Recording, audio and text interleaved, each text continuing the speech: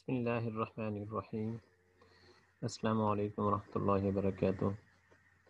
Students, मैं उम्मीद करता हूँ आप सब ठीक होंगे, खैरियत से होंगे। आज का हमारा टॉपिक है डिस्क्रीट प्रोबेबिलिटी डिस्ट्रीब्यूशन पे। मैं आपको याद दिलाता चलूँ कि डिस्क्रीट प्रोबेबिलिटी डिस्ट्रीब्यूशन से जो इसका बुनियादी आपके बेसिक डिस्ट्रीब्यूशंस हैं वो ऑलरेडी हम कवर कर चुके हैं पार्ट 1 की वीडियो में, राइट। लेक्चर नंबर बेसिकली जो 7 है वो हम ऑलरेडी अपलोड कर चुके हैं डिस्क्रीट प्रोबेबिलिटी डिस्ट्रीब्यूशन का पार्ट 1 के नाम से, राइट। उसमें हमने binomial distribution, hyper geometric distribution और यूनिफॉर्म डिस्ट्रीब्यूशन को कवर किया है। उसकी एग्जांपल्स भी हमने उसकी भी हेल्प ली है, ठीक है। और फर्दर आप डेफिनेटली इतना टाइम नहीं होता, हम एक या दो एग्जांपल्स मोस्टली डिस्कस करते हैं, लेकिन आप इससे ज़्यादा एग्जांपल भी ले सकते हैं डिफरेंट बुक्स से, राइट, अपनी प्रैक्टिस के लिए। हमारा आज का जो बेसिक टॉपिक है वो उसको हम देखते हैं कि उसमें आज की हमारी कौन सी डिस्ट्रीब्यूशन है। मैं इससे पहले आपको ये वैसे बता देना चाहता हूँ कि हमारे पास डिस्क्रीट प्रोबेबिलिटी डिस्ट्रीब्यूशन यूज़ होती हैं डिस्क्रीट रैंडम वेरिएबल्स के लिए। Discrete random variable different types के होते हैं, राइट। अब यानी टाइप्स मीन एक ये तो कंफर्म है कि वो डिस्क्रीट वेरिएबल है, लेकिन वो जो डिस्क्रीट वेरिएबल है उस पर कौन सा मतलब उस वो एक्सपेरिमेंट किस टाइप का है कि उस पर हमने कौन सी डिस्ट्रीब्यूशन लगानी है, ये हमने डिसाइड करना होता है। उसके लिए आपने डिफरेंट प्रॉपर्टी देखनी होती है, सिनेरियो देखना होता है एक्सपेरिमेंट का, फिर उसकी बुनियाद पे आपने डिसाइड करना होता है कि आपने ये वाली डिस्ट्रीब्यूशन इस पर अप्लाई करनी है, राइट। अब जैसे मैं आपको मिसाल देता हूँ कि बाइनोमियल डिस्ट्रीब्यूशन है, उसके लिए आपने पहले ये देखना है कि जो एक्सपेरिमेंट आपका होगा उसके लिए कौन सी प्रॉपर्टीज़ आपकी फुलफिल हो रही होंगी, तो उस पर आपने बाइनोमियल डिस्ट्रीब्यूशन अप्लाई करनी है। जैसे मैं थोड़ा सा आपको सिर्फ आपकी याद दिलाने के लिए बता देना चाहता हूँ। जैसे आपके पास ये होता है बाइनोमियल एक्सपेरिमेंट में कि आपका पहली प्रॉपर्टी ये होनी चाहिए उस एक्सपेरिमेंट की कि उसके 2 पॉसिबल आउटकम्स होने चाहिए उस एक्सपेरिमेंट के। जैसे सक्सेस और फेलियर की टाइप हो, यानी हेड टेल या मेल फीमेल, यानी आपके 2 पॉसिबल आउटकम्स बन रहे हो, ठीक है। सेकंड ये होता है कि आपके पास जो ट्रायल्स हैं वो इंडिपेंडेंट होने चाहिए उस एक्सपेरिमेंट के। थर्ड आपके पास ये है कि प्रोबेबिलिटी ऑफ सक्सेस जो है वो कांस्टेंट होनी चाहिए हर ट्रायल के लिए, ठीक है। ये आपकी 3 प्रॉपर्टी बेसिक हैं। फोर्थ आपकी ये जो एन होगा ना वो फिक्स्ड होना चाहिए उस ट्रायल के लिए, यानी आपके ट्रायल्स जो हैं वो फिक्स्ड होने चाहिए, यानी डिसाइड होना चाहिए ये पता हो आपको कि कितने ट्रायल्स आपने करने हैं, और उस बुनियाद पे आपने पूरी एक स्ट्रक्चर ये चेक करना है कितने आपके ये 4 प्रॉपर्टी बेसिकली उस एक्सपेरिमेंट के लिए अगर पूरी उतर रही हैं तो आपने उस पर बाइनोमियल अप्लाई कर देनी। सिमिलरली अगर हाइपर ज्योमेट्रिक डिस्ट्रीब्यूशन की बात करते हैं उसमें आपके पास ये था कि जो ट्रायल्स होते हैं वो डिपेंडेंट होंगे, और जो प्रोबेबिलिटी ऑफ सक्सेस है ट्रायल टू ट्रायल वो आपकी क्या होगी, चेंज होगी। तो इसमें ये चेंज आ गया, तो अगर ये आप एक्सपेरिमेंट इस टाइप का होगा, उसमें भी 4 प्रॉपर्टीज हैं, उसमें भी 2 पॉसिबल आउटकम्स होते हैं, एन फिक्स होता है, ठीक है। ये 4 अगर आपकी प्रॉपर्टीज इस एक्सपेरिमेंट की पूरी उतर रही हैं इसी सिनेरियो बेस, तो फिर उस पर आपने हाइपर लगा देना, ठीक है। तो ये एक सिनेरियो होता है। आपको पूरा एक एक्सपेरिमेंट का पता होना चाहिए किस टाइप का एक्सपेरिमेंट होगा और उस पर कौन सी डिस्ट्रीब्यूशन अप्लाई होगी, ठीक है। वो एक आपने पूरा एक स्टेटमेंट को समझना है, अंडरस्टैंड करना है, जो भी प्रॉब्लम होगा फिर आपने उसके मुताबिक उस डाटा की बुनियाद पे आपने उससे सूटेबल जो एक्सपेरिमेंट होगा और प्रॉपर्टीज़ को देखते हुए आपने वो डिस्ट्रीब्यूशन लगानी है, ठीक है। तो ये बेसिक आपके पास कॉन्सेप्ट्स होते हैं। तो अब हमने इसी बुनियाद को अपने माइंड में रखना है कि हम जो भी डिस्ट्रीब्यूशन अप्लाई करेंगे पहले माइंड में रखेंगे ये डिस्ट्रीब्यूशन क्यों लगा रहे हैं और किस किस्म के डाटा के लिए ये डिस्ट्रीब्यूशन हम यूज़ करते हैं, तो ये हमारे माइंड में होना चाहिए। तो पहली बात तो ये है कि आपने जब भी कोई डिस्ट्रीब्यूशन अप्लाई करनी है तो आपको पता होना चाहिए उसका कौन सा सिनेरियो होगा, और उस सिनेरियो की बुनियाद पे आपने वो डिस्ट्रीब्यूशन अप्लाई करनी होती है। स्टार्ट करते हैं आज की डिस्ट्रीब्यूशन, देखते हैं कि कौन सी डिस्ट्रीब्यूशन हैं हमारी।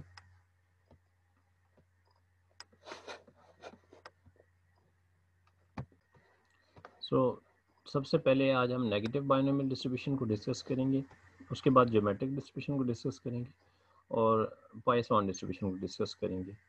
तो एक बात तो क्लियर है कि डिस्क्रीट प्रोबेबिलिटी डिस्ट्रीब्यूशन में सबसे ज़्यादा जो डिस्ट्रीब्यूशन यूज़ होती है वो बाइनोमियल डिस्ट्रीब्यूशन यूज़ होती है या पॉइसन यूज़ होती है। बाकी डिस्ट्रीब्यूशन भी यूज़ होती हैं लेकिन स्पेसिफिक कंडीशंस के मुताबिक उसको हम यूज़ करते हैं। अब नेगेटिव बाइनोमियल डिस्ट्रीब्यूशन और ज्योमेट्रिक डिस्ट्रीब्यूशन में थोड़ा सा डिफरेंस है, ठीक है। अब नेगेटिव बाइनोमियल डिस्ट्रीब्यूशन और ज्योमेट्रिक डिस्ट्रीब्यूशन में मैं थोड़ा सा पहले से आपको बता देता हूँ हिंट, फिर मैं आपको इसको क्लियरली यानी कि डिफाइन करूँगा कि ये क्या होते हैं।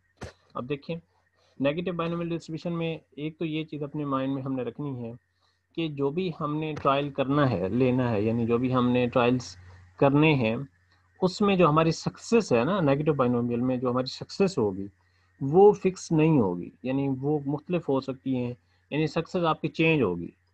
हो सकता है सक्सेस वो रिक्वायर्ड हो कि 2 सक्सेस आपको चाहिए, ये भी हो सकता है कि आपकी 3 सक्सेस चाहिए, ये भी हो सकता है 4 सक्सेस चाहिए, ठीक है ना। तो हमारे पास सक्सेस की जो जो भी वो एक्सपेरिमेंट होगा उसमें डिफाइन होगा कि इतनी सक्सेस हमें चाहिए। मैं फिर इसको with the help of example भी क्लियर करता हूँ। जबकि जो ज्योमेट्रिक डिस्ट्रीब्यूशन है उसमें हमारे पास सक्सेस जो है ना फिक्स होती है कि आपको एक सक्सेस चाहिए। जब आपको एक सक्सेस मिल जाएगी आप एक्सपेरिमेंट क्लोज कर दें, ख़त्म कर देंगे। अब मैं इसकी आपको एग्जांपल भी दूंगा, थोड़ा सा मैं आपको ये डिफाइन कर देता हूँ डेफिनेशन के साथ। Negative binomial distribution is useful for determining the probability of the number of trials made until the desired number of successes are achieved in a sequence of Bernoulli trials। जो एक बात तो ये है कि आपके जो सीक्वेंस होगा यानी कि जो आउटकम्स होंगे वो बर्नौली होंगे। बर्नौली ट्रायल मीन इसमें आपके पास 2 पॉसिबल आउटकम्स होंगे, ठीक है। यानी सेम बाइनोमियल में भी ऐसे ही था कि पॉसिबल आपके जो आउटकम्स होंगे वो 2 होंगे। अच्छा जी, it counts the number of trials X to achieve the number of success S या के या जो भी आप माइंड में रखें इसको, with P being the probability of success on each trial. अब देखें 2 पॉसिबल आउटकम्स होते हैं, ठीक है। ट्रायल्स आपके इंडिपेंडेंट होते हैं, इसमें भी ट्रायल्स इंडिपेंडेंट होते हैं, ठीक है। और नेक्स्ट आपके पास इसकी जो प्रॉपर्टी होती है वो क्या होती है, प्रोबेबिलिटी ऑफ सक्सेस जो है वो हर ट्रायल पे कांस्टेंट होती है, ठीक है। जो लास्ट प्रॉपर्टी है इसमें थोड़ा सा चेंज आता है बाइनोमियल से। बाकी पहली 3 जो आपकी प्रॉपर्टीज़ हैं ये बाइनोमियल से मिलती हैं, लेकिन जो लास्ट आपकी प्रॉपर्टी है उसको हमने समझना है। इसमें लास्ट प्रॉपर्टी में ये होता है कि आपने अपने एक्सपेरिमेंट को रिपीट करना है, जितना भी वो रिक्वायरमेंट हो वो आपको बताएगा कि आपने तब तक एक्सपेरिमेंट रिपीट करना है जब तक आपको 3 सक्सेस या 4 सक्सेस या 5 सक्सेस या 7 सक्सेस नहीं मिल जाते, या 10 या जितने भी। मतलब आप आपके लिए सक्सेस जो है ना वो वेरिएबल है, वो आपको बता देगा कि कितने आपने सक्सेस आपके फिक्स्ड है, यानी बता देगा कि 10 सक्सेस चाहिए, 6 सक्सेस चाहिए। जबकि जो आपके पास ट्रायल्स हैं वो वेरिएबल है। वेरिएबल से मुराद ट्रायल्स फिक्स नहीं है, ट्रायल्स का कोई आइडिया नहीं हो सकता आपको 100 ट्रायल्स करने पड़े फिर आपको 10 सक्सेस मिले। अब मैं आपको सिर्फ इसकी एक एग्जांपल देता हूँ फिर हमें क्लियर हो जाएगा कि इसका क्या कॉन्सेप्ट हो सकता है या कैसे यूज़ होती है। अब बहुत कॉमनली एग्जांपल है, फॉर एग्जांपल हमें ब्लड ग्रुप चाहिए और नेगेटिव। अब आपको सबको पता है कि और नेगेटिव ब्लड ग्रुप जो है ना वो रेयर होता है, बहुत कम यानी कि मिलता है, सबका नहीं होता। अब देखिए हमें 10 डोनर्स चाहिए उस ब्लड ग्रुप के स्पेसिफिक, 10 डोनर्स चाहिए और नेगेटिव के, ठीक है। अब कोई भी आपके पास जो सैंपल लेने वाले टीम होगी या कोई भी होंगे वो किसी भी इदारे में जा सकते हैं, यूनिवर्सिटी में जा सकते हैं, कहीं भी जा सकते हैं। अब देखिए वो यूनिवर्सिटी में आए हैं, अब यूनिवर्सिटी में उन्होंने तब तक अपना ट्रायल करते जाना है जब तक उनको 10 डोनर्स नहीं मिल जाते। अब वो डिफरेंट क्लास पे क्लास गए हैं, हर क्लास से उन्होंने टेस्टिंग की है, जो भी उनका क्राइटेरिया होगा 5 करने 10 जितने भी उन्होंने टेस्ट करने हैं। अब वो उन्होंने ट्रायल्स अपने रिपीट करते जाना है जब तक उनको 10 सक्सेस नहीं मिल जाएंगी, ठीक है जी। फॉर एग्जांपल अब एक क्लास में 50 की क्लास है, उसमें से उन्होंने सैंपल्स लिए हैं, फॉर एग्जांपल सबके ले लिए, सबके सैंपल ले लिए, और उन 50 के 50 में से जो है ना सिर्फ एक का जो है ना आपके पास ओ नेगेटिव ब्लड ग्रुप आया है। फिर वो अभी तो उनका सक्सेस की रिक्वायरमेंट तो कंप्लीट नहीं, उनको 10 डोनर्स चाहिए, फिर वो किसी और क्लास में जाएंगे। सिमिलरली ऐसे बढ़ते बढ़ते वो अपने ट्रायल्स को इंक्रीज करते जाएंगे जब तक उनको 10 सक्सेस नहीं मिल जाएंगे। तो जब तक वो 10 सक्सेस नहीं ले लेते तब तक ट्रायल्स करते जाएंगे। अब देखें ट्रायल्स आपके क्या हैं, वेरिएबल हैं, उनका कोई आइडिया नहीं है कितने ट्रायल्स आप करेंगे, लेकिन सक्सेस का आपको आइडिया है कि 10 सक्सेस चाहिए हमें हर हालत में। तो अब आप अपने ट्रायल्स को उसी लिहाज से इंक्रीज करते जाएंगे। तो उस लिहाज से फॉर एग्जांपल आपको आपने टेस्ट किया है 500 टेस्टिंग की है 500 में से आपको 10 का ओ नेगेटिव ब्लड ग्रुप में। सो अब आपका जो एन था वो कितना सैंपल साइज यानी 500 का सैंपल साइज लिया है आपने, फिर जाके आपको 10 की रिक्वायरमेंट पूरी हुई है। सो इस किस्म के आपके जो एक्सपेरिमेंट है उसके लिए आपने यूज़ करना है नेगेटिव बाइनोमियल डिस्ट्रीब्यूशन। सो इसको हम पहले देख लेते हैं, फिर हम ज्योमेट्रिक डिस्ट्रीब्यूशन को डिस्कस करेंगे। उसमें थोड़ा सा डिफरेंस है, उसको भी हम डिस्कस करेंगे कि इसमें और उसमें क्या डिफरेंस है। सो अब ये आपको क्लियर हो गया होगा कि किस किस्म के सिचुएशन के लिए आपने नेगेटिव बाइनोमियल डिस्ट्रीब्यूशन यूज़ करनी है। तो 4 प्रॉपर्टीज़ हैं, उन 4 प्रॉपर्टीज़ को माइंड में रखना है आपने, ठीक है। अब नेगेटिव बाइनोमियल डिस्ट्रीब्यूशन में देखिएगा, इसका फार्मूला अपने माइंड में रखें कि x-1 c k-1। अब इसके बेसिकली जो पैरामीटर्स हैं वो 2 पैरामीटर्स हैं k और p, ठीक है। k और p इसके पैरामीटर्स हैं। इसमें आपने k जो आपका बेसिकली सक्सेस है, जितने भी आपके 10 रिक्वायरमेंट है तो 10 तक आप जाएंगे। सो ये k आपका सक्सेस है बेसिकली, और p अब आपका जो प्रोबेबिलिटी होगी उसकी सक्सेस की। सो देखिएगा x-1 c k-1 p power k 1 - p power x - k, ठीक है। इसकी जो रेंज है वो आपकी थोड़ी सी यहाँ पर मैं आपको लिख देता हूँ। रेंज आपकी कुछ इस तरह बनेगी। अब देखें x आपका वेरी करेगा कि फर्स्ट सक्सेस आपकी फॉर एग्जांपल k आई है, ठीक है। फिर आपकी सेकंड सक्सेस आ सकती है जी k+1, यानी फॉर एग्जांपल आपने एक ओ नेगेटिव आपको आया है ब्लड ग्रुप, तो सेकंड जब आएगा तो वो पहले वाला ऐड हो जाएगा, यानी 2 सक्सेस आपको रिक्वायर्ड हो जाएंगी। सिमिलरली जो आपके पास k+1 है, इसमें आपने मज़ीद ऐड कर देना है 1 को, ठीक है। आप इस तरह इंक्रीज करते जाएंगे k+2 k+3, ठीक है। सो ये आपके पास इसकी रेंज बनेगी कुछ इस तरह।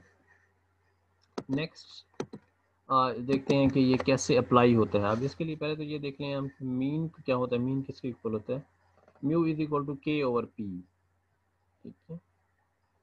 और वेरिएंस जो है बेसिकली वो इक्वल होता है kq/p², ठीक है। kq/p²। सो k आपका सक्सेस है, 10 सक्सेस हमें चाहिए तो k आपका वो आ जाएगा, ये उसकी प्रोबेबिलिटी की वैल्यू होगी, ठीक है। kq/p² वेरिएंस के इक्वल है, मीन k/p के इक्वल है, और standard deviation is the square root of the variance. तो अब देखते हैं कि ये अप्लाई कैसे होता है।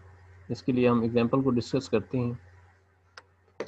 Suppose that the probability of a manufacturing process producing a defective item is 0.005, ठीक है। अब ये आपके पास उन्होंने आपको दे दिया p, ठीक है। Suppose further that the quality of any one item is independent of the independent of the quality of any other item produced. If a quality control officer selects items at random from the production line, what is the probability that the first defective item is 8 items selected, ठीक है। अब देखें आप, ये situation जो है ये क्या आपको बता रही है, इसको पहले आप अंडरस्टैंड करेंगे, फिर हमें समझ आएगी कौन सी डिस्ट्रीब्यूशन इस पे अप्लाई होती है। सो यहाँ पर हमें जो गिवन है p = 0.05 गिवन है, और दूसरी बात हमें ये पता है कि ट्रायल्स इंडिपेंडेंट हैं, ठीक है।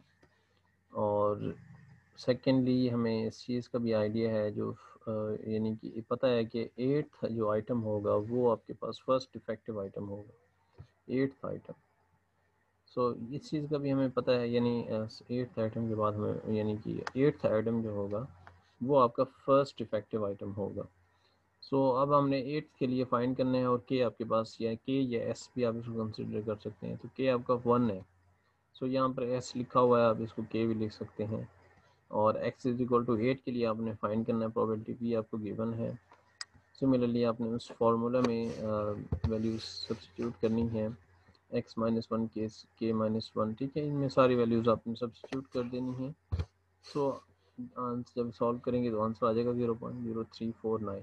सो 8th आइटम जो होगा वो डिफेक्टिव होने की जो प्रोबेबिलिटी है वो 0.0349 हमें इससे इस एग्जांपल को सॉल्व करने के बाद हासिल हुई है। ठीक है, तो ये पर्टिकुलर यानी कि आपके मेथड था। इसके अलावा और भी कंडीशंस आप देख सकते हैं, एग्जांपल्स देख सकते हैं जहां आप नेगेटिव बाइनोमियल डिस्ट्रीब्यूशन अप्लाई कर सकते हैं। डिफरेंट आप इसका सिनेरियो जो है वो आप उसको समझना है, उसकी बुनियाद पे आपने ये डिस्ट्रीब्यूशन अप्लाई करनी है। तो और भी अपने एग्जांपल इसकी देखनी है, और उसके अलावा आप इसको डिफरेंट प्रोबेबिलिटीज़ फाइंड कर सकते हैं अपनी प्रैक्टिस के लिए। अब लेट्स सपोज ये आपको एस या के आप इसको कह सकते हैं कि वो इक्वल टू 2 है और पी आपको गिवन है 0.60, और उसके लिए आपने प्रोबेबिलिटीज़ फाइंड करनी है डिफरेंट वेरिएबल्स। अब यहाँ से स्टार्ट 2 से स्टार्ट किए इन्होंने, डिफरेंट 22 तक गए हैं, सारी वैल्यूज़ इन्होंने 1 बाई 1 चेंज किया। अब ये सॉफ्टवेयर से बेसिकली सॉल्व किए हैं, आप चाहें तो इसको बाय हैंड सॉल्व कर सकते हैं अपनी कैलकुलेशंस की प्रैक्टिस करने के लिए। मीन का फार्मूला यूज़ करके आप इसको कंफर्म कर सकते हैं। सिमिलरली वेरिएंस और स्टैंडर्ड डेविएशन भी। और ये इसका प्रोबेबिलिटी ग्राफ है कि एक्स एक्सिस पे आपने एक्स की डिफरेंट वैल्यूज़ ली हैं और वाई एक्सिस पे आपने प्रोबेबिलिटी जो डिफरेंट आपको रिक्वायर्ड थी उसके लिए आपने यूज़ की हैं और उसके लिए आपने ग्राफ बनाए हैं। सो ये हिस्टोग्राम इसको बेसिकली कहते हैं। ये अपने सॉफ्टवेयर के थ्रू भी कर सकते हैं। अगर आप रिसर्च कर रहे हैं तो आपको सॉफ्टवेयर यूज़ करना पड़ेगा, इजीली आप उसको वहाँ से सारी वैल्यूज़ फाइंड कर सकते हैं। लेकिन पेपर पॉइंट ऑफ व्यू के लिए आपको ये सारी बाय हैंड कैलकुलेशंस आनी चाहिए। सो नेक्स्ट डिस्ट्रीब्यूशन हमारे पास है ज्योमेट्रिक डिस्ट्रीब्यूशन। बहुत सिंपल सा फिनोमिना है। अगर आपको है सॉरी अगर आपको नेगेटिव बाइनोमियल डिस्ट्रीब्यूशन क्लियर हो गई है तो ज्योमेट्रिक डिस्ट्रीब्यूशन को समझना बहुत ज़्यादा इजी है। इसमें भी बाकी 3 प्रॉपर्टीज सेम है। 2 पॉसिबल आउटकम्स होते हैं सक्सेस और फेलियर के नाम पे, ट्रायल्स इंडिपेंडेंट होते हैं। ठीक है, बाकी सारी चीज़ें सिनेरियो सेम है। लास्ट जो प्रॉपर्टी है वो चेंज है, इसमें आपके पास सिर्फ सिंगल आपको सक्सेस चाहिए। The geometric random variables counts the number of trials until the first success.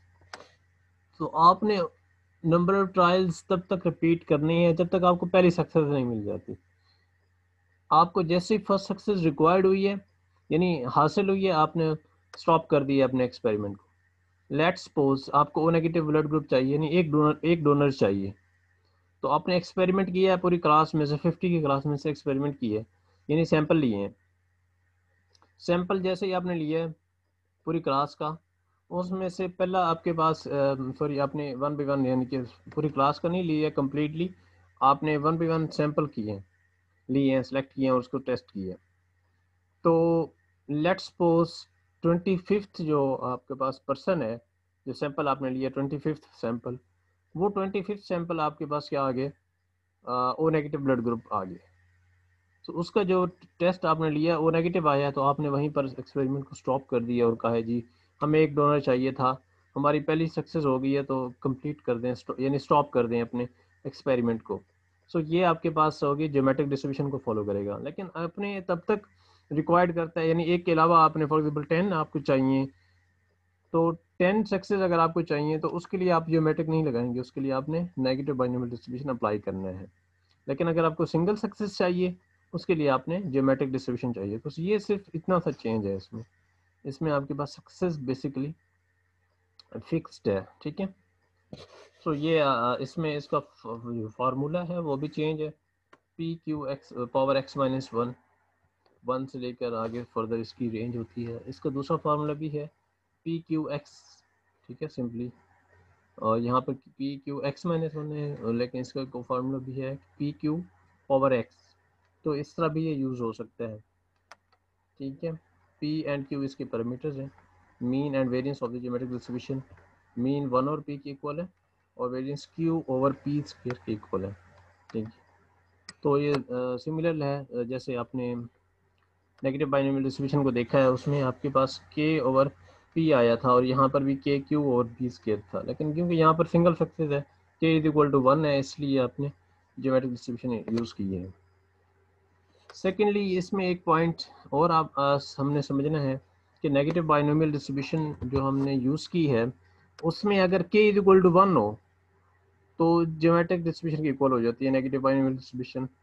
तो नेगेटिव बाइनोमियल डिस्ट्रीब्यूशन में अगर हमने पहली सक्सेस ही लेनी है, यानी k इज इक्वल टू 1 ले रहे हैं उसमें, तो वो ज्योमेट्रिक डिस्ट्रीब्यूशन की इक्वल हो जाएगी, क्योंकि इसमें फर्स्ट सक्सेस आपको सिर्फ चाहिए होती है। उसमें k इज इक्वल टू 1 का भी यही मतलब है, पहली सक्सेस। सो ये आपका एक पॉइंट क्लियर हो गया कि अगर नेगेटिव बाइनोमियल डिस्ट्रीब्यूशन में k इज इक्वल टू 1 हो जाता है तो वो ज्योमेट्रिक डिस्ट्रीब्यूशन के इक्वल हो जाएगा, सिचुएशन जो भी होगी। ठीक है, तो इसमें मीन और वेरिएंस का फार्मूला और स्टैंडर्ड डेविएशन का फार्मूला स्पेशली आपको आना चाहिए। अब इसकी हमने एग्जांपल देखनी है कि एग्जांपल पे ये कैसे अप्लाई होता है। तो एग्जांपल रीड करते हैं जी। A recent study indicates that Pepsi Cola has a market share of 33.2% versus 40.9% for Coca-Cola. A marketing research firm wants to conduct a new test for which it needs Pepsi drinkers. ठीक है, potential participants for the test are selected by random screening of soft drink users to find Pepsi drinkers. What is the probability that the first randomly selected drinker qualifies? ठीक है, second उन्होंने कहा जी, what is the probability that two soft drink users will have to be interviewed to find the first Pepsi drinker? 3 4. So simply scenario में ये कहा गया है कि आपको फर्स्ट जो आपके पास सक्सेस है उसके लिए प्रोबेबिलिटी देखनी है। सॉरी, फर्स्ट आपने रैंडमली ड्रिंकर जो क्वालिफाई करेगा उसके लिए आपने प्रोबेबिलिटी चेक करनी है। सिमिलरली सेकंड के लिए और फिर थर्ड और फिर फोर्थ के लिए उन्होंने कहा है कि आपने प्रोबेबिलिटी फाइंड करनी है। सो हमें गिवन है जो 33.2x है, ये p हमें गिवन है और इसका q आपने बनाना है 1 माइनस पी करेंगे तो q की वैल्यू आंसर आपके पास आ जाएगी। ठीक है, ये आपके पास p है क्योंकि आपने जो मार्केट शेयर है पेप्सी कोला का उसको आपने एज अ सक्सेस लेना है। सो p इज इक्वल टू 0.332, ये आ गया, इसका 1 माइनस पी करेंगे तो वो q के इक्वल आ जाएगा, वो ये आंसर आ गया। और अब x में आपने पहले 1 लिया है, ठीक है, सिमिलरली 2 आपने x यूज़ किया है, उसके ये आंसर आपके पास आया 0.222। सिमिलरली 3 को आपने रिप्लेस किया है x की जगह पे, सक्सेस आपका चेंज नहीं होगा। ठीक है, इसी तरह आपने 4 आपने रिप्लेस किया है x की जगह पे। ठीक है, ये फार्मूला कौन सा यूज़ हुआ है, पी क्यू एक्स माइनस 1। ये सिनेरियो हमने यूज़ की है और सबके लिए डिफरेंट प्रोबेबिलिटीज़ आ गई हैं। इसको आपने और भी इसकी एग्जांपल्स को देखना है। सिंपली आप माइंड में रखें कि आपने एक फिक्स्ड जो सक्सेस है उसको माइंड में रखना है कि पहली सक्सेस पे ही आपने, उन्होंने यहाँ पर कहा ना first randomly selected drinkers qualified, यहाँ फर्स्ट की बात की है। सिमिलरली अगर 2 होता उसके लिए भी कहा गया है, थर्ड के लिए भी कहा गया, फोर्थ के लिए भी कहा गया, जो भी आपके डिफरेंट सिनेरियो होगा तो आपने वो यूज़ करना होता है। ठीक है, यहाँ पर ज्योमेट्रिक डिस्ट्रीब्यूशन में अगर आप देखें सिर्फ आपका एक पैरामीटर है p, वो आपको गिवन हो तो q भी आप फाइंड कर लेते हैं। ठीक है, 1 माइनस पी करते हैं तो q के इक्वल आ जाता है। तो आप डिफरेंट 1 से लेकर आपने सिमिलरली 22 तक वैल्यूज फाइंड की हैं, उसके लिए प्रोबेबिलिटीज फाइंड की हैं सॉफ्टवेयर के through, at most 1 at most 2। ये आपने थोड़ा सा अपनी प्रैक्टिस के लिए आंसर्स वेरीफाई करने हैं। ठीक है, तो इसको वेरीफाई कर लीजिएगा आंसर को, ताकि आपको कैलकुलेशन में कोई इशू ना हो। फिर इसका ग्राफ भी आप इसका एज इट इज़ बना सकते हैं जैसे आपने डिफरेंट डिस्ट्रीब्यूशंस का बनाया है। तो बहुत सिंपल कॉन्सेप्ट है, सिर्फ सिनेरियो समझने हैं और फिर उस पर आपने कोई भी डाटा लेके उस पर डिस्ट्रीब्यूशंस की यानी प्रोबेबिलिटीज़ की वैल्यूज़ फाइंड करना सीखनी है। तो इतना मुश्किल कॉन्सेप्ट नहीं है। तो नेक्स्ट डिस्ट्रीब्यूशन हमारे पास है द पाइसॉन डिस्ट्रीब्यूशन। तो द पाइसॉन डिस्ट्रीब्यूशन कब आपने यूज़ करनी होती है। एक तो इस सिनेरियो को हम क्लियर करना है आपने कि पाइसॉन डिस्ट्रीब्यूशन कब यूज़ होती है। अब देखें, ये मोस्टली यूज़ होती है जैसे number of road accidents, find करने के लिए आप कोई भी डिस्ट्रीब्यूशन यूज़ करेंगे, एक्सपेरिमेंट यूज़ करेंगे, तो वो मोस्टली पाइथन डिस्ट्रीब्यूशन यूज़ होती है। अब किसी भी टेलीफोन एक्सचेंज पे आप बैठे हैं, अब कॉल आपके पास आ रही हैं, उसमें एक कॉल से दूसरे कॉल के दरमियान कितना डिफरेंस है, ये अगर आपने देखना है, वो भी पाइथन डिस्ट्रीब्यूशन मोस्टली यूज़ होती है इस तरह के एक्सपेरिमेंट के लिए। ठीक है, और भी मुख्तलिफ इसमें इसकी डिफरेंट सिनेरियोज हैं। यानी इसमें अगर एक चीज़ देखें तो टाइम जो है ना वो यूज़ हो रहा है, या इसमें एरिया भी यूज़ हो सकता है। यानी फॉर एग्जांपल आप चेक करें कि मुल्तान सिटी में कितने एक्सीडेंट्स होते हैं डेली, या एवरेज अगर आप ये देखना चाह रहे हैं कि मुल्तान में मंथली, डेली, ठीक है, वीकली, इस तरह आप नोट कर सकते हैं कि कितने एक्सीडेंट्स हो रहे हैं किसी भी एरिया में। सो आप टाइम भी यूज़ कर रहे होते हैं मोस्टली, और आप उसमें स्पेस भी चेक कर रहे होते हैं, या आप यूँ समझ लें उसमें एरिया भी देख रहे होते हैं। ठीक है, मुख्तलिफ इसमें कॉन्सेप्ट आपने माइंड में रखना है। तो इसको अगर आप नोट करें, the Poisson probability distribution is useful for determining the probability of a number of occurrences over a given period of time or within a given area or volume। ठीक है, तो इसमें किसी भी गिवन पीरियड ऑफ टाइम में आपने occurrences check करनी होती हैं, यानी कितने occurrences हो रही हैं, एक्सीडेंट्स हो रहे हैं, कॉल्स आ रही हैं, ठीक है, किसी भी टाइम फ्रेम में या उस एरिया में। ठीक है, तो ये चीज़ अपने माइंड में रखिए। इस तरह के एक्सपेरिमेंट के लिए पाइथन डिस्ट्रीब्यूशन यूज़ होती है। Python random variables counts occurrences over a continuous interval of time or space। तो ये भी हो सकता है कि किसी भी इंटरवल ऑफ टाइम या स्पेस में जो भी जो रैंडम एक्सपेरिमेंट अक्कर हो रहा है उसको आप डील करते हैं पाइथन प्रोबेबिलिटी डिस्ट्रीब्यूशन के लिए। It can also be used to calculate approximate binomial probabilities.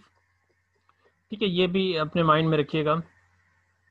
इसको आप यूज़ कर सकते हैं इसी डिस्ट्रीब्यूशन को बाइनोमियल डिस्ट्रीब्यूशन की लिमिटिंग फॉर्म, यानी आप अप्रोक्सीमेट कर सकते हैं कि बाइनोमियल डिस्ट्रीब्यूशन का डाटा है और उसको आप पाइथन के थ्रू सॉल्व करते हैं।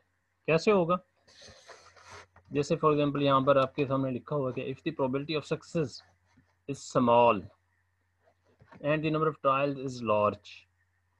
So probability of success small हो, यानी स्मॉल कितनी स्मॉल, 0.05 या इससे लेस देन हो, और नंबर ऑफ ट्रायल्स लार्ज हो जाएं, यानी 20 से अबव हो जाएं या 20 हो जाएं, तो इस तरह के एक्सपेरिमेंट के लिए आप पाइथन डिस्ट्रीब्यूशन को अप्रोक्सीमेट कर सकते हैं। यानी पहले तो ये बात समझे ना कि बाइनोमियल डिस्ट्रीब्यूशन का डाटा है।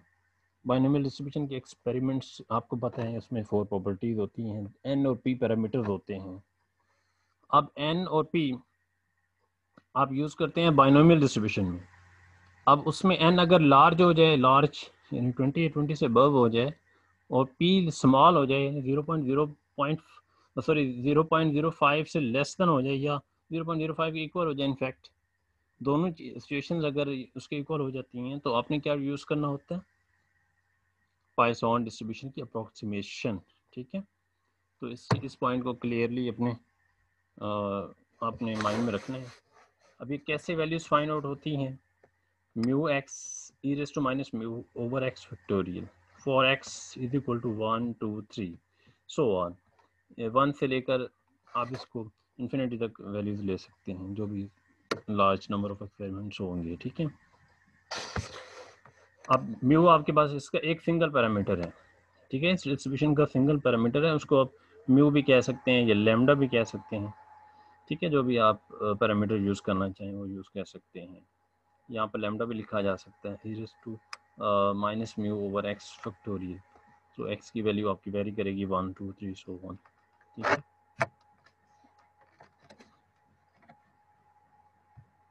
सो नेक्स्ट हमारे पास क्या है जी? नेक्स्ट आपके पास है जी कि कैसे आपने इसको सॉल्व करना होता है।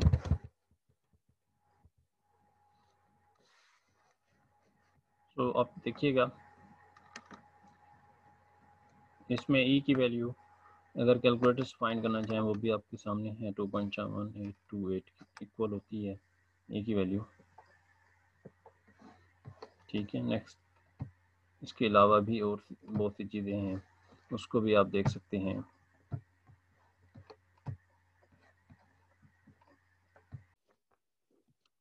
ठीक है जी, ये फार्मूला माइंड में रखिएगा और ये कंडीशंस भी अपने माइंड में रखनी है कि कौन से एक्सपेरिमेंट के लिए आपने यूज़ करना होता है, नंबर ऑफ अक्रेंसेस, किसी भी किस्म के अक्रेंसेस। ठीक है, रोड एक्सीडेंट हो गए या कॉल्स होंगी, टेलीफोन एक्सचेंज रेट पे, और भी बहुत सारी बातें हो सकती हैं। Over a given period of time और within a given area, time और स्पेस की बात कर सकते हैं। ठीक है, तो ये चीज़ हमने डिस्कस की है, एक्सपेरिमेंट की। और दूसरा हमने कहा है कि अगर आपके ट्रायल्स में यानी बाइनोमियल ट्रायल्स हैं, बर्नौली ट्रायल्स हैं, उसमें एन लार्ज हो जाए और पी स्मॉल हो जाए, तो उसके लिए भी आपने पाइथन डिस्ट्रीब्यूशन यूज़ करनी होती है। तो ये तो हम क्लियर कर चुके हैं पहले भी। और उसके अलावा ये फार्मूला हमने माइंड में रखना है और रेंज भी हमें पता होना चाहिए, 1 से स्टार्ट होती है सो ऑन इन्फिनिटी तक। सेकेंडली ये चीज़ अपने माइंड में रखनी है कि इसका जो मीन है या वेरिएंस है वो इक्वल होता है। किसके इक्वल होता है? वो पैरामीटर के इक्वल होता है। यानी फॉर एग्जांपल म्यू है तो म्यू के इक्वल हो जाएगा, अगर लैम्डा है तो लैम्डा के इक्वल हो जाएगा। ठीक है, अगर म्यू फॉर एग्जांपल 2 है तो मीन भी 2 के इक्वल होगा, वेरिएंस भी 2 के इक्वल होगा। So the mean and variance of the Python distribution is equal. तो इसको एक तो अपने माइंड में रखने हैं। अब ये इसको अप्लाई कैसे करते हैं इसको भी देख लेते हैं। Telephone manufacturers now offer 1000 different choices for a telephone as combination of color, type, options, probability, etc. etc. A company is opening a large regional office and each of its 200 manager is allowed to order his or her own choice of a telephone. Assuming independence of choices and that each of the 1000 choices is equally likely, what is the probability that a particular choice will be made by none? What is the particular choice will be made by none, one, two or three of the managers? So अब देखिएगा, none से मुराद हो गया zero के लिए probability find करनी है, one से मुराद हो गया वन के लिए करनी है, और टू से मतलब टू के लिए, थ्री के लिए भी आपने प्रोबेबिलिटी फाइंड करनी है। तो इसमें एन आपको गिवन है 200 और अब इसका जो पैरामीटर होता है म्यू। अब देखिएगा इसमें ये देखना है कि बर्नौली ट्रायल्स हैं, बाइनोमियल का डाटा है, एन आपका 200 है जो कि लार्ज है, और पी किसके इक्वल है? 0.01 के इक्वल है। ठीक है, और सेकेंडली पी कैसे फाइंड किया आपने? 1/1000। ठीक है, देखिए ना, वन किसी एक पर्टिकुलर इवेंट के लिए आप फाइंड कर लें ना probability of success, so 1 divided by 1000 होगा। तो ये हो गया 0.01 के इक्वल, जो कि स्मॉल है, और एन इज इक्वल टू 100 से मुराद होकर लार्ज, क्योंकि 20 से अबव है, और ये आपका 0.05 से लेस देन है, इसलिए ये स्मॉल है और लार्ज है। तो इसके लिए ये अप्रॉक्सीमेशन यूज़ होगी, यानी बाइनोमियल से आप अप्रॉक्सीमेट हो जाएंगे पाइथन की तरफ। ठीक है, सो पाइथन या it is the limiting form of the Python distribution. So zero के लिए प्रोबेबिलिटी फाइंड करनी है, म्यू आपका 2 है। म्यू आपने कैसे फाइंड की? एन ओ पी को मल्टीप्लाई करके, कि बाइनोमियल में हमने ऐसे ही फाइंड करना होता है मीन। ठीक है, तो 0 के लिए प्रोबेबिलिटी फाइंड की, 1 के लिए, 2 के लिए, 3 के लिए। बहुत सिंपल है, फार्मूला ये यूज़ किया है। म्यू की जगह पे आपने 2 लिखा है, एक्स की जगह पे पहले 0 लिखा है, फिर 1 लिखा है। सब में आपने ये वैल्यूज़ सॉल्व किए हैं इसको फार्मूला के थ्रू। सिंपली आपने आंसर जो हमें रिक्वायर्ड हुए हैं वो देखिएगा। 0 के लिए ये प्रोबेबिलिटी आई है, 1 के लिए, 2 के लिए, 3 के लिए। ठीक है, बहुत सिंपल सिनेरियो था इसका। होप्स कि आपको ये समझ आ गई होगी। इसके अलावा और बहुत सी एग्जांपल्स इसकी हैं। पाइथन डिस्ट्रीब्यूशन बहुत ज़्यादा यूज़ होती है रोड्स एक्सीडेंट्स में, वहाँ पर भी इस तरह की एग्जांपल मिल सकती हैं। क्लेम्स के लिए एग्जांपल मिल सकती हैं, टाइपिंग मिस्टेक्स, एरर्स, ठीक है, पर पेज। ठीक है, ये इस तरह की चीज़ें आप इसमें यूज़ कर सकते हैं। तो इसकी एग्जांपल्स और भी देखिएगा कैसे यूज़ होती है। कैलकुलेशन बहुत सिंपल है, फार्मूला माइंड में लाजमी रखना होता है, याद करना होता है आपको। मीन कैसे फाइंड करते हैं ये भी आपको पता होना चाहिए। जैसे पाइथन डिस्ट्रीब्यूशन का मीन इज इक्वल टू होता है म्यू के, सिमिलरली वेरिएंस भी म्यू के इक्वल होता है। सो सिनेरियो अपने माइंड में रखिएगा और फार्मूला भी, उसकी बुनियाद पे आपने एग्जाम्पल सॉल्व करनी है। तो मीन कैसे फाइंड किया है? एन पी को अप्लाई किया है। ठीक है, यानी मीन अगर 8 के इक्वल है तो 3 के लिए प्रोबेबिलिटी फाइंड की है, इसी तरह इसका वेरिएंस भी फाइंड किया है, स्टैंडर्ड डेविएशन भी फाइंड किया है। तो ये सारी डिफरेंट आपने एक्सेस के लिए यानी 3 से स्टार्ट किया है और 25 तक ये प्रोबेबिलिटीज फाइंड की हैं वन बाय वन। ये तो सॉफ्टवेयर के थ्रू फाइंड हुए हैं। अगर आप इनमें से कुछ 4-5 फर्स्ट वाली बाय हैंड कैलकुलेट कर लें, सो इससे आपकी एक तो प्रैक्टिस हो जाएगी कि प्रोबेबिलिटीज फाइंड करते हुए आपको मुश्किल नहीं होगी। दूसरा फिर आपने फिर सिनेरियो समझना होता है, फिर फ़ौरन आप कैलकुलेशन में आपको इशू नहीं होता। सेकेंडली ये ग्राफ भी इसका ऐसे बन सकता है सॉफ्टवेयर के थ्रू इजीली। आप खुद भी बाई हैंड बना सकते हैं, ठीक है, वैल्यूज प्लॉट करके। सो ये सारी सिनेरियोज आपको आनी चाहिए।